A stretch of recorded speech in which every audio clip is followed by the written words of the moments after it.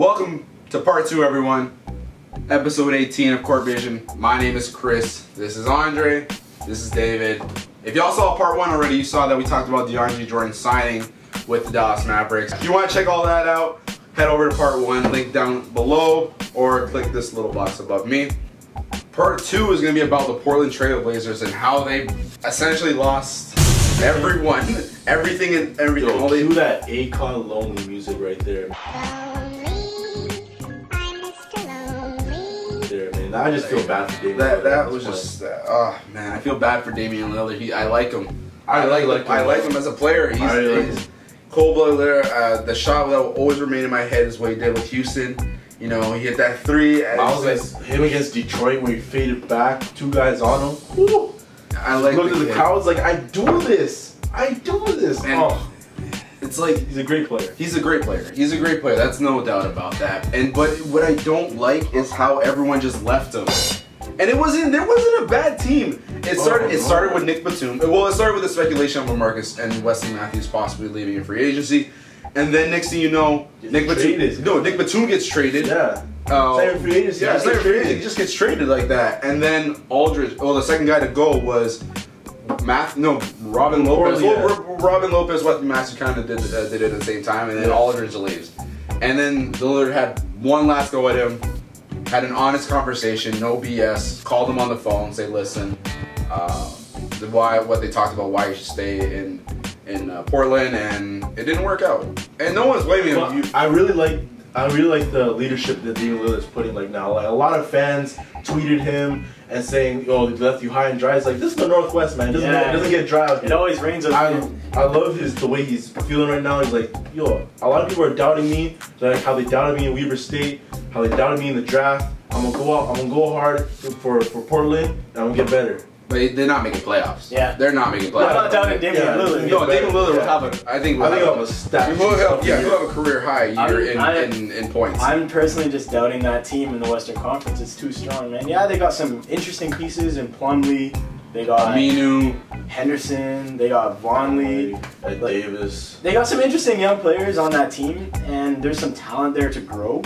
It's going to be interesting to watch, but this is the Western Conference we're talking about. A lot of those players are front court players, though. They have no one to replace a Nick Batum, Wesley Matthews. Like, you can't. Even if you get all those front court players, you still can't replace a guy like LaMarcus Aldridge or Robin Lopez. None of those guys have the size. Mason Plumlee's a nice addition. Like, if he came over without any trades with a small trade, like, you let go of, like, I don't know, Aaron Afalo or like Myers Leonard. If you let go of Myers Leonard for Mason Plumlee, okay, that's a great trade.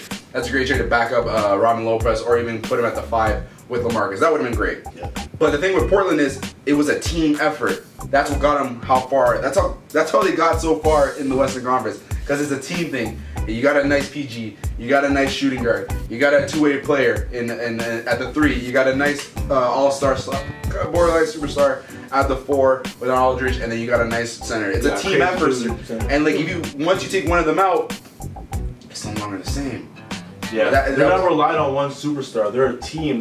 They rely on each other, and when one falls, all of them just go trickling down like a domino effect. I mean, you saw what Wesley Matthews got hurt. Aaron Follow did okay, but you can see that the defender, the shooter that Wesley Matthews was. He was the missing piece in the playoffs when they went. It's like a domino effect to them. Or not Golden State, Memphis, excuse me.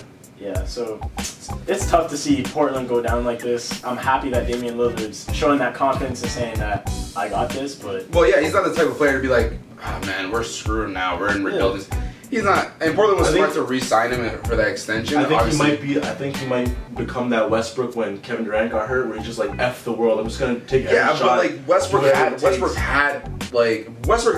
is ridiculous. You can't compare but Damian Lillard's range is ridiculous too. Everyone says like Steph Curry's obviously the best shooter, but Damian Lillard has some nice, real range, pull up from 30. Like, but what holds him down is like he's a little bit undersized, so he's not like as explosive or as reckless as Westbrook. So that's what holds him back too.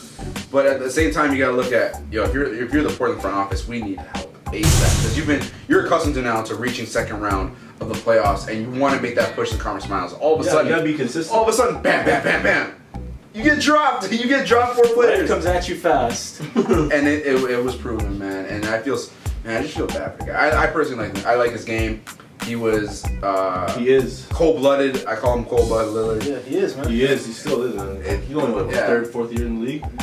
You know, I think he's a special player, and I think that he's gonna be that kind of player that free agent's gonna go to him.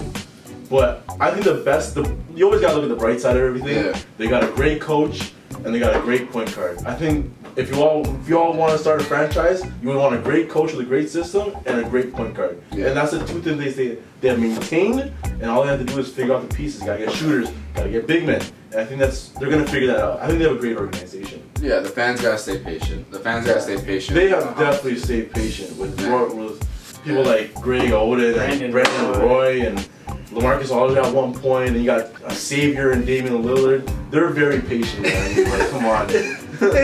It's ironic how this works out again, because like as soon as Portland was rising, it's not even an injury at this point. It's just that everyone just cuts. Everyone just gone. Everyone just cuts. Knicks took 2 of their players, and the Knicks didn't even get. Knicks got better, but we'll save that for a totally different thing. And it's crazy because the team you're trying to emulate in terms of team basketball, the pinnacle of team basketball in the league, obviously is the Spurs. And your star player goes to the Spurs to be under the tutelage of Greg Popovich, Tim Duncan before he heads out into the sunset.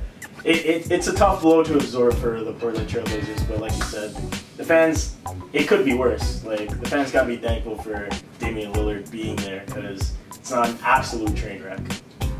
Where do you see Portland finishing off this season?